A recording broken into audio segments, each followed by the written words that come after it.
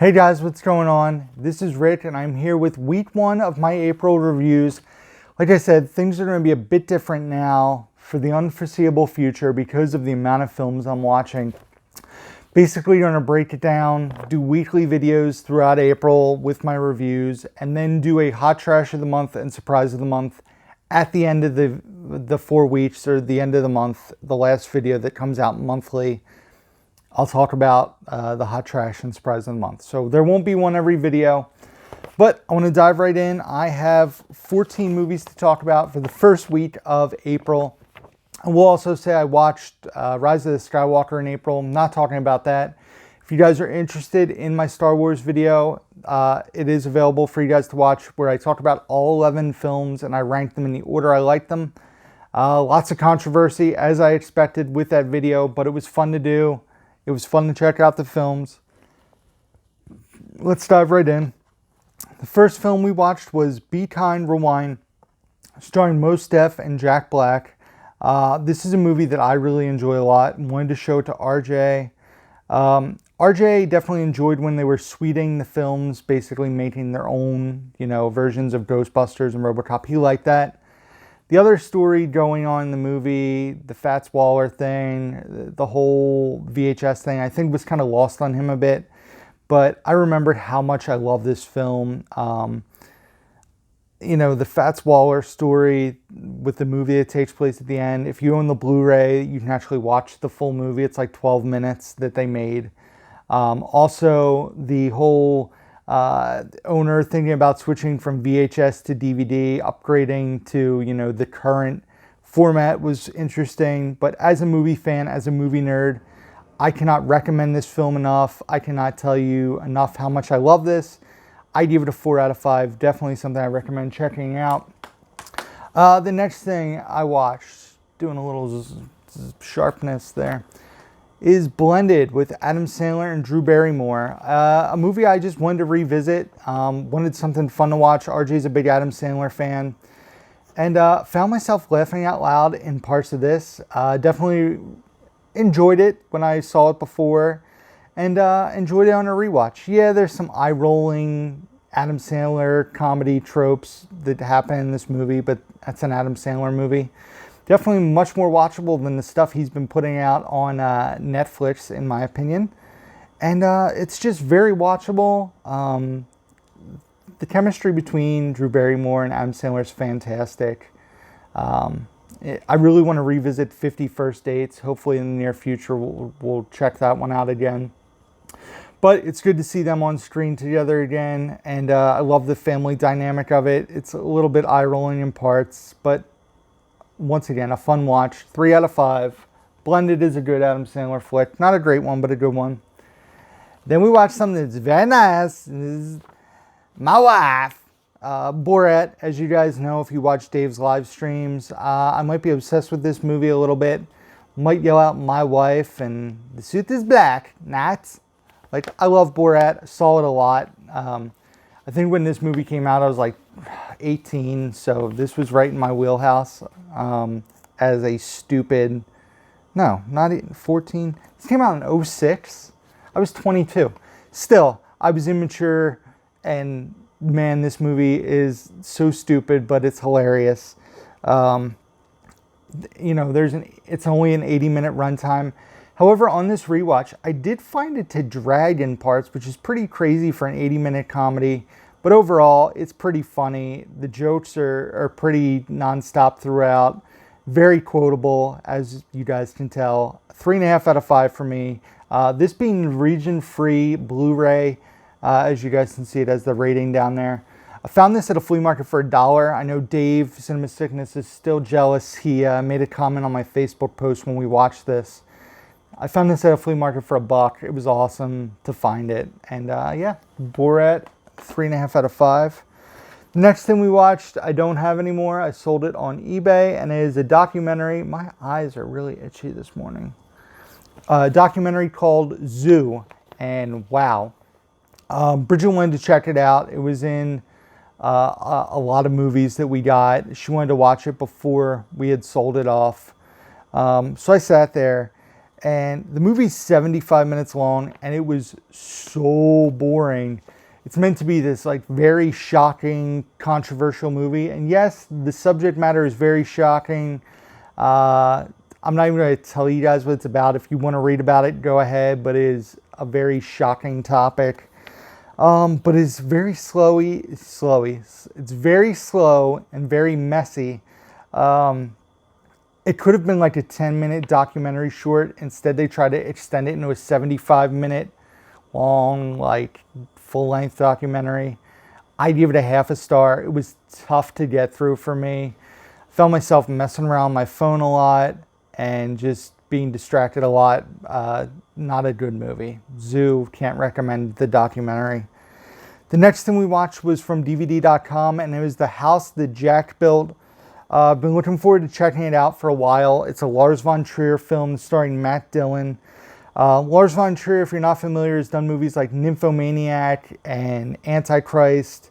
Very controversial filmmaker, makes very graphic films, very just gritty, realistic gore, grit, nudity, violence. So his stuff's not for everyone. The House That Jack Built is another example of that. The version that was sent to us from DVD.com was the rated film. Read the difference between the rated and unrated movies, so there's a few scenes that I'm glad weren't in the version I watched personally. But if you're a fan of like really gritty gore and certain things don't bother you, check it out. But if certain things bug you and you can read about the difference, then you can check out the unrated one. There are aspects of the movie I really enjoyed. Stuff about Matt Dillon's character Jack and his OCD and how he acts is fantastic. I really enjoyed it.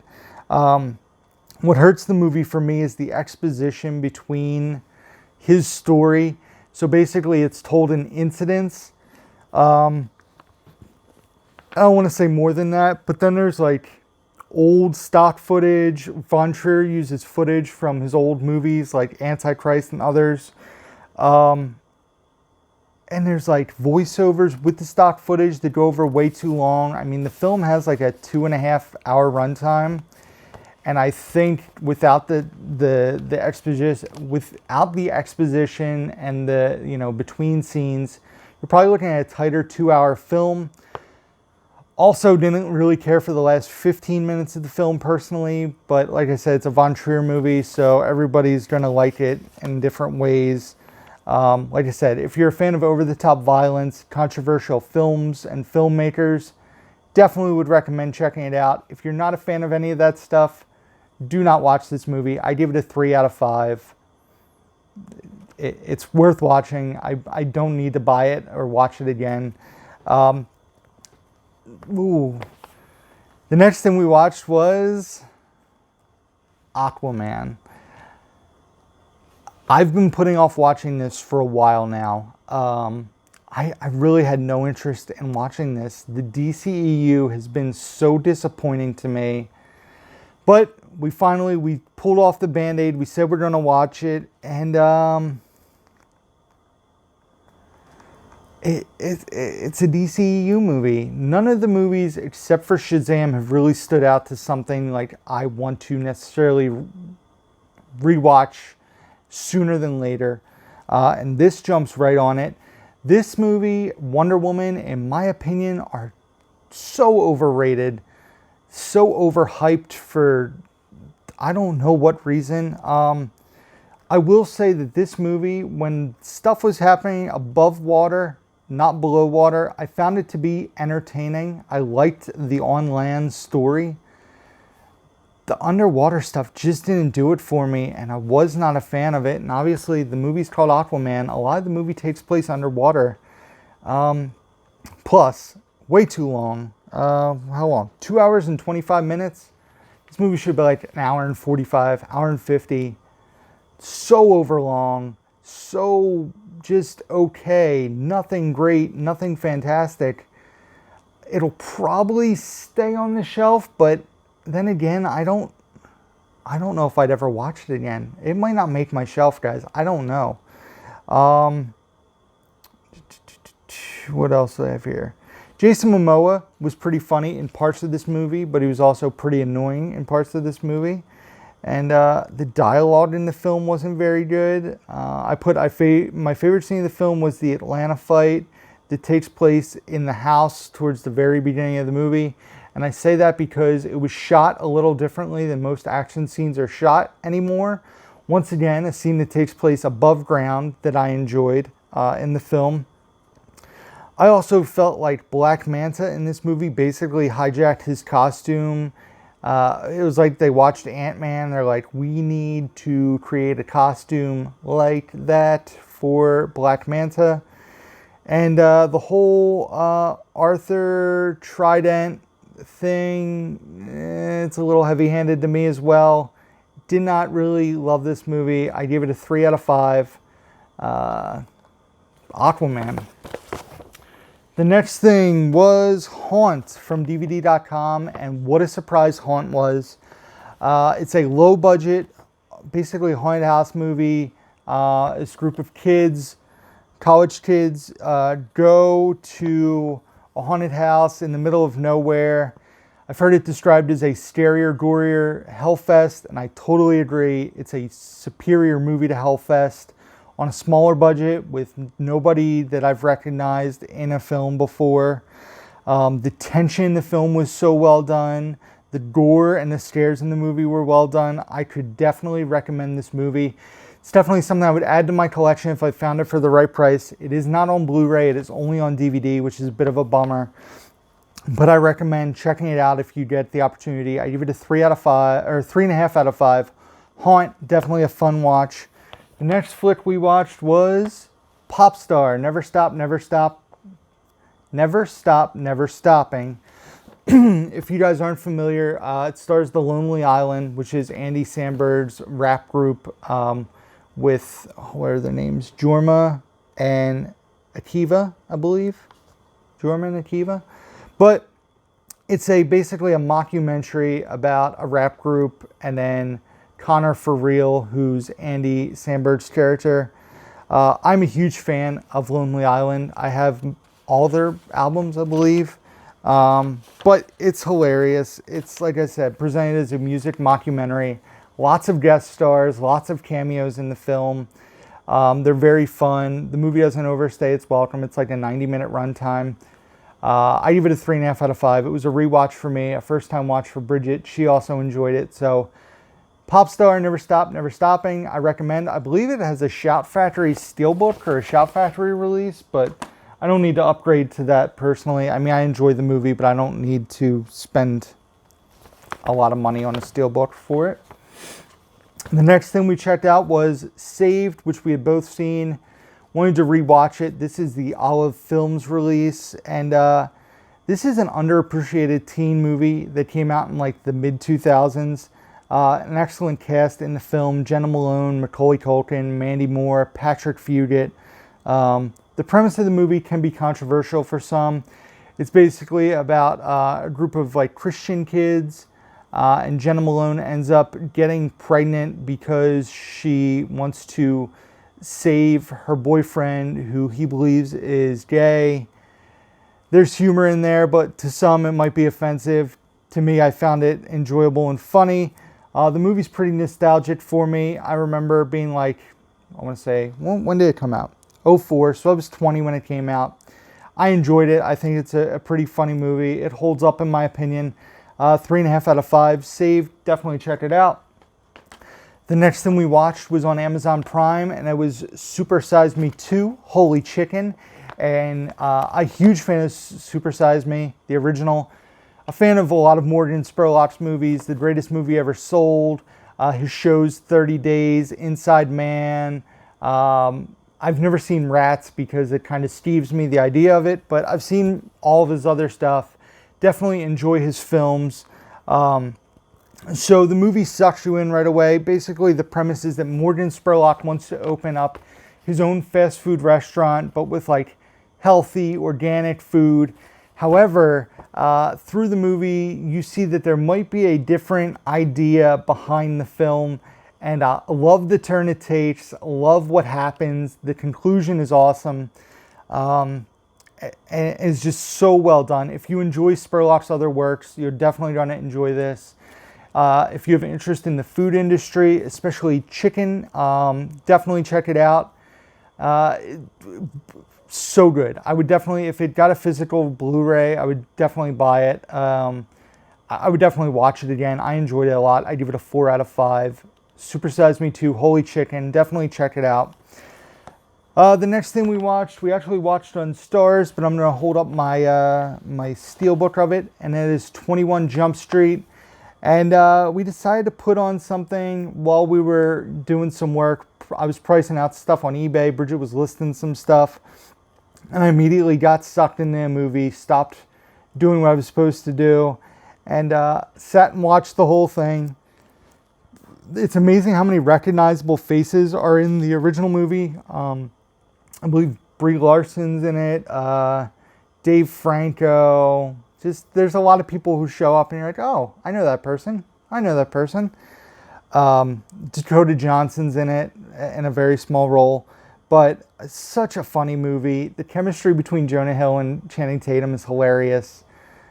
Just a great film. A very funny action comedy, a buddy cop comedy, a high school comedy. I give it a 4 out of 5. I really enjoyed 21 Jump Street. And then the movie that I've been given a lot of grief for liking in the past, and that is 22 Jump Street, which we checked out on my steelbook there, the 22 Jump Street steelbook. So I made a spur of the moment decision after watching 21 Jump Street the next day that we check out 22 Jump Street. I had previously rated this a 4.5, which I was like, there's no way this movie's a 4.5, especially when 21 Jump Street I gave a 4, but I was also it was rated a long time ago, so was intrigued to see what it would bring this time around. And like I said, the self-referential jokes are enjoyable in the movie, and the credits scene at the end of the film is awesome, where they basically tease future 21 Jump Street, 23 Jump Street, and they go to like 38 or something. But it's funny. However, it's definitely not quite as good as the first one. I do like the whole Jonah Hill and Ice Cube's daughter storyline. I think that's pretty funny. But it's just not as good. They're in college this time around. I give it a 3 out of 5. The villains aren't as good in the second one, but it's an enjoyable watch nonetheless. Just not an amazing watch. 3 out of 5, 22 Jump Street. The next thing we watched was on Amazon Prime, and it is The Wild and Wonderful Whites of West Virginia. I had never seen it. One of Bridget's favorite documentaries, and this movie was absolutely insane, about the white family in West Virginia and how over the top each person that you're introduced to. It was almost like when I watched Tiger King and stuff just kept getting crazier and crazier. That's what this movie had in it. Lots of drug use, lots of drinking, lots of violence, not necessarily shown, but in this family. And they all feel like they are rock stars in West Virginia, and they live by their own set of rules. Not a lot of follow-up on this movie, and the movie's like 10 to 15 years old. It was produced by Johnny Knoxville and Dick House Productions. So just a great documentary. If you guys haven't seen it, The Wild and Wonderful Whites of West Virginia, I give it a 4.5 out of 5. Very watchable, very over the top, very crazy. Definitely recommend it. And then the last thing we watched is Escape Room. It's Escape Room. I'd seen this in the movies. Bridget didn't have the chance to see it, so wanted to rewatch it. I remember J2H got this pretty cheap for me from a Goodwill. So the last time I saw this was an advanced screening in theaters. And I appreciated it more on the rewatch. I actually popped my grade up on it a bit, especially when I compare it with other PG-13 horror films from the last 2 years. I enjoyed it more. I'm very glad, intrigued about the sequel that's supposed to come out this year, although it's probably going to be next year, to be honest with you guys. So I'm curious to see what happens with the sequel, especially with how this film ends. However, I still have issues with the movie, and it still feels like a watered-down baby of Final Destination and Saw, in my opinion. But the movie's watchable. Like I said, I give it a 2.5 out of 5 personally. I don't think this will make my shelf. I don't need to keep this on DVD. We've both seen it now. We're ready for the sequel. It's on Blu-ray, but I don't know if I need to rewatch it. We checked out the alternate ending, which wasn't very good. So 2.5 out of 5 for Escape Room. That's it, guys. So like I said, we're going to do weekly April review videos. And I'm going to drop those. I'm going to kind of alternate a review and an unboxing or like pickup video for the foreseeable future. It's going to get tough because I'm not really going out and buying stuff unless there's some kind of sale online.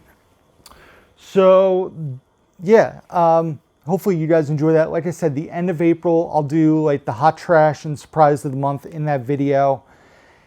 So that's it, guys. Thank you for watching.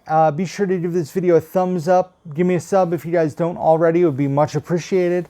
Also, be sure to hit the notification bell so you guys know when I drop new videos. Leave comments down below. I will try to get back to as many as possible. Check out the description box down below where you can find links to my Instagram, Facebook, Twitter, eBay, Letterboxd where I rate and review all the movies I watch, my Amazon wishlist, email address, all that can be found down below. As always, guys, until next time, who's down to movie?